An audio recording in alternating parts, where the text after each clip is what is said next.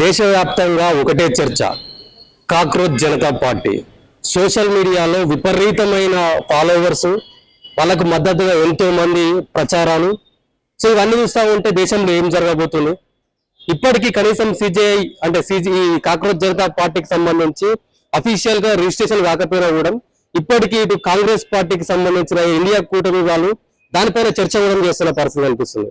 మాట్లాడదాం ఇదే అంశంపైన. మనతో మాట్లాడడానికి బీజేపీ నాయకురాలు ఆకుల శ్రీరామ్ గారు ఉన్నారు. ఏం చెప్తారండి కాక్రోచ్ జనతా పార్టీకి సంబంధించి?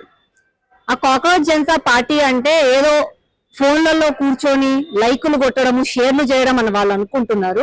నిజంగా కూడా ఒక పార్టీ నడిపించాలి, ప్రజలకు సంక్షేమమే గాని ప్రజలకు సేవ చేయాలి అని అంటే ప్రజాక్షేత్రంలో ఉండాలి.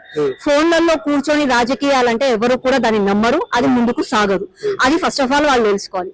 ఇంకొకటి, కాక్రోచ్ జనతా పార్టీ పెట్టింది ఎవరు? ఆమ్ ఆద్మీ పార్టీ వాళ్ళు.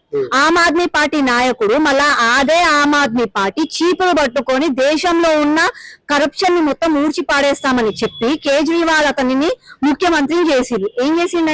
ఆయననే కరప్షన్ చేసిండు. మళ్ళా 10 సంవత్సరాల అధికారంలో కూడా ఆమ్ ఆద్మీ పార్టీ ఉంది. ఆ రోజు ఎందుకు ఏమి చేయలే? ఇవాళ కొత్తగా వచ్చి దేశాన్ని ఏమి ఉద్ధరిస్తాడు? మళ్ళా దేశాన్ని ఉద్ధరించే వ్యక్తి దేశంలోనే ఉండడంట, ఏడో విదేశాలలో ఉంటాడంట. ఇంకొక వ్యక్తి జర్మనీలో ఉంటాడంట, ఈయననేమో అమెరికాలో ఉంటాడంట. దేశ ప్రజల బాధలు నీకేం అర్థమైంది? నువ్వు ఈడ ఉండి ఈ నేల మీద బ్రతికితే నీకు ఈ బాధలు అర్థమైతే ఈ నేలకి న్యాయం చేస్తావు.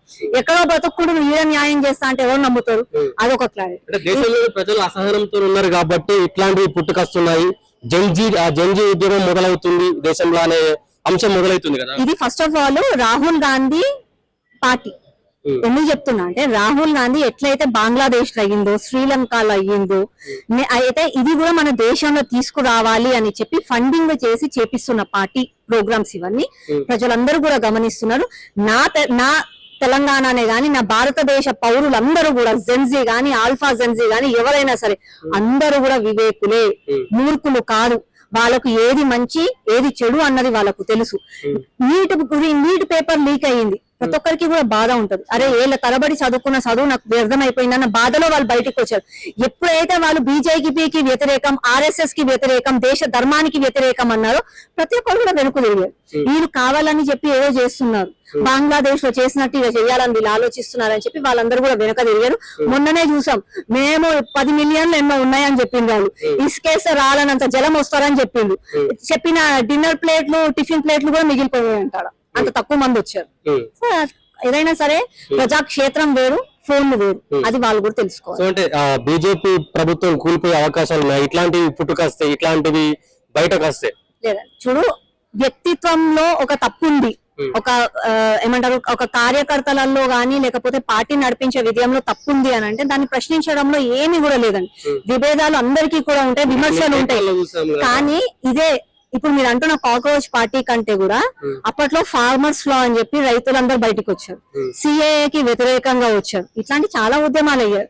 కానీ ప్రజలు చాలా వివేకులు, ఏది మంచో ఏది చెడో వాళ్ళకి. నిరుద్యోగులు వేరు కదా, విద్యార్థులు వేరు కదా, లేదండి, గమనిస్తున్నారు అందరూ కూడా. ఈ రోజు ప్రజలకు అందరికీ అర్థమైపోయింది, ఆత్మ nirbhar Bharat, vocal for local.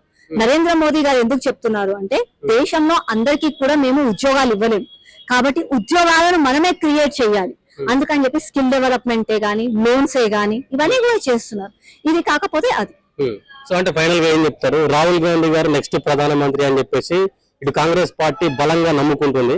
దీనికి సంబంధించి ఏం చెప్పదలుచుకున్నారు? పగటి కళలు అంటున్నారు, కొన్ని రోజులు హ్యాపీగా ఉండనియండి, తప్పులేదు వాళ్ళకి, కానీ అది ఎప్పటికీ కూడా నిజంగా.